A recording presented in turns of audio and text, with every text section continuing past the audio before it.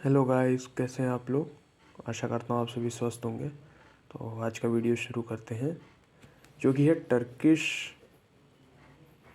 Invasions in India.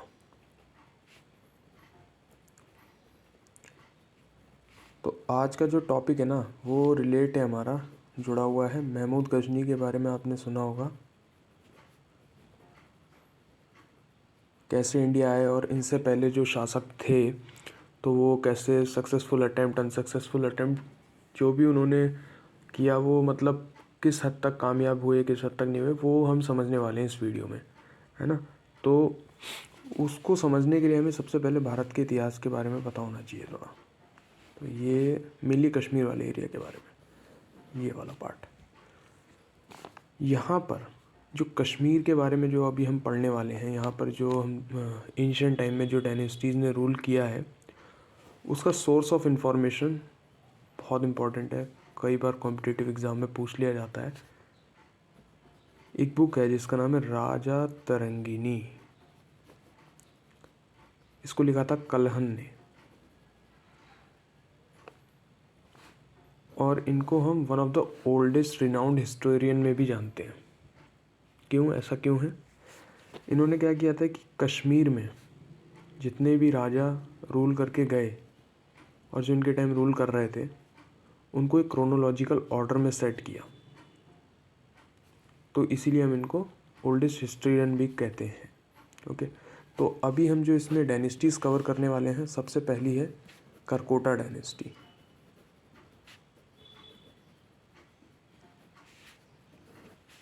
अब हम कश्मीर को और इनकी डायनेस्टी जो यहाँ पर रूल करके गए हैं, ये सब क्यों पढ़ रहे हैं? क्योंकि इसका डायरेक्ट रिलेशंस है जिस हिसाब से टर्किश इन्वेजन होगा इंडिया की तरफ। क्यों ये इंडिया के लिए अट्रैक्ट होंगे, क्यों महमूद गजनी लूट करेगा, क्यों 17 बार भारत को लूटेगा, ये सब का डायरेक्ट कनेक्शन है इस पॉइंट से।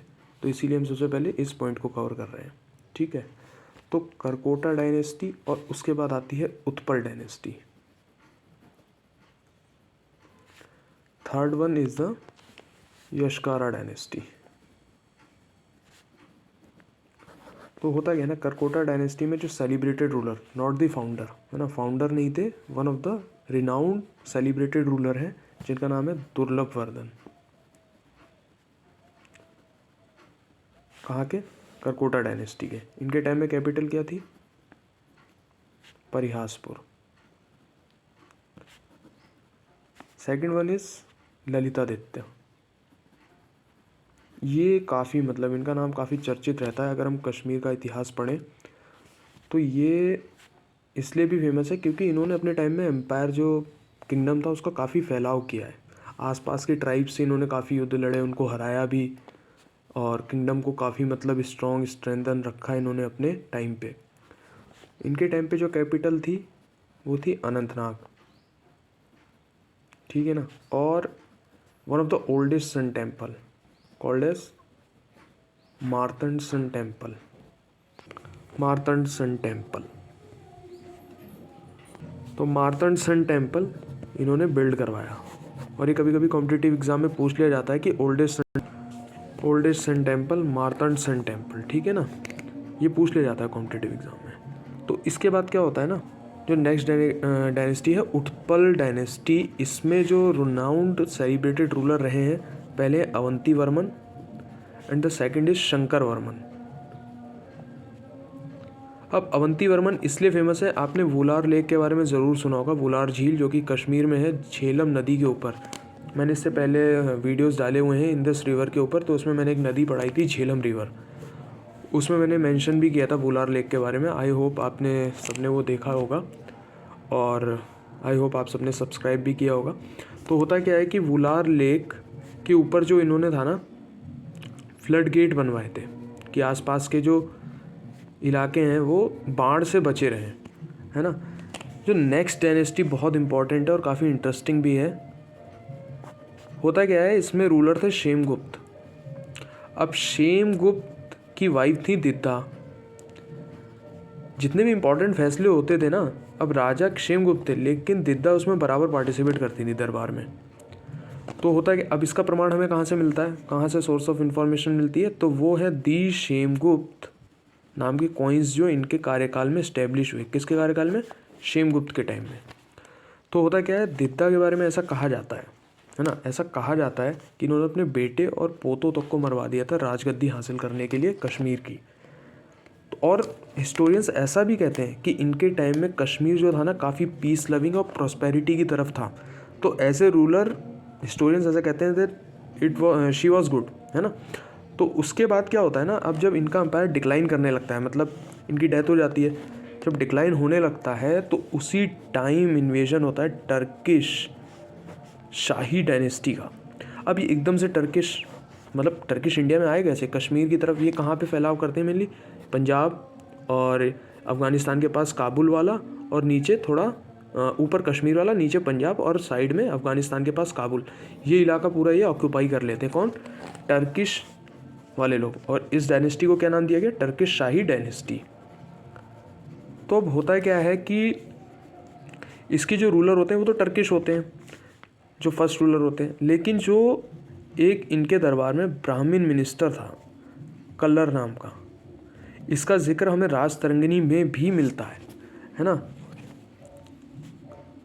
तो उसके बाद जब ये मतलब आगे हम पढ़ेंगे कि इनका क्या रोल रहने वाला, और काफ़ी इंपॉर्टेंट रोल प्ले करने वाले हैं ये।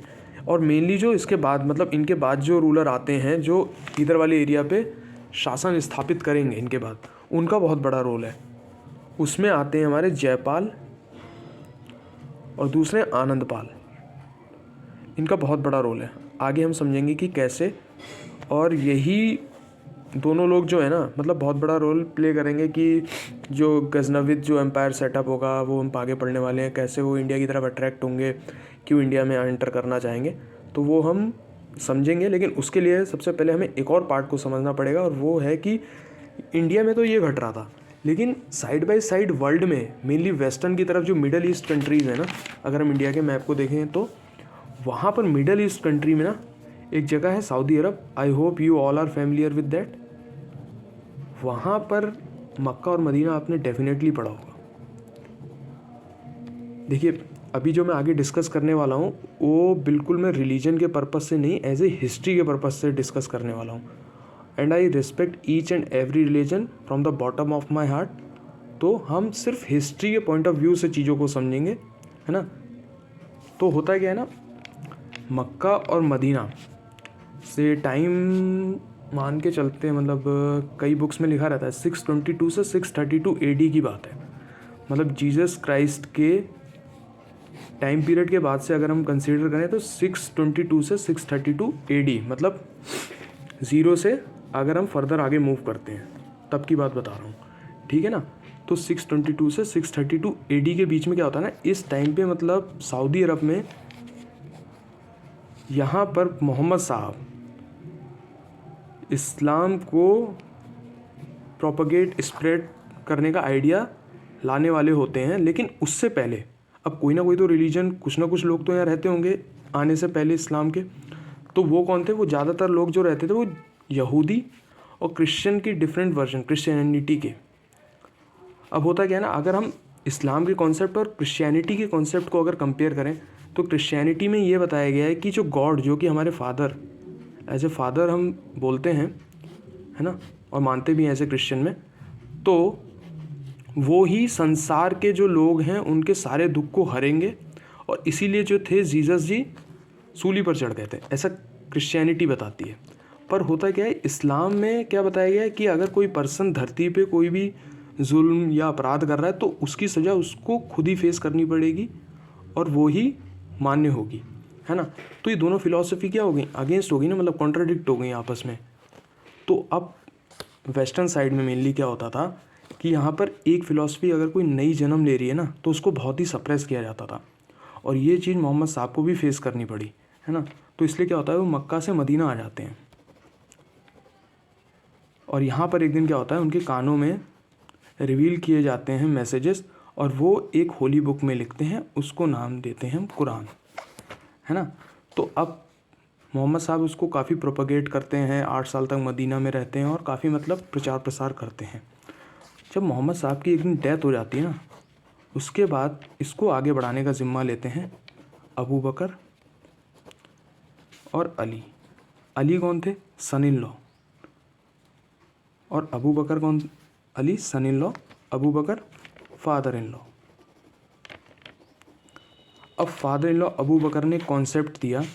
अच्छा, जो अबू बकर को फॉलो करते थे उन्हें सुन्नी कहते हैं, ठीक है। और अली को फॉलो करने वाले कहलाए शिया। तो सुन्नी अबू बकर ने कॉन्सेप्ट दिया और एक और कॉन्सेप्ट दिया, क्या? कैलिफेट और खलीफा। अब ये क्या है, इसको समझते हैं। देखिए, खलीफा की 3 ड्यूटीज़ बताई गई हैं। पहली है टू प्रोटेक्ट इस्लाम, इस्लाम को सेव करें।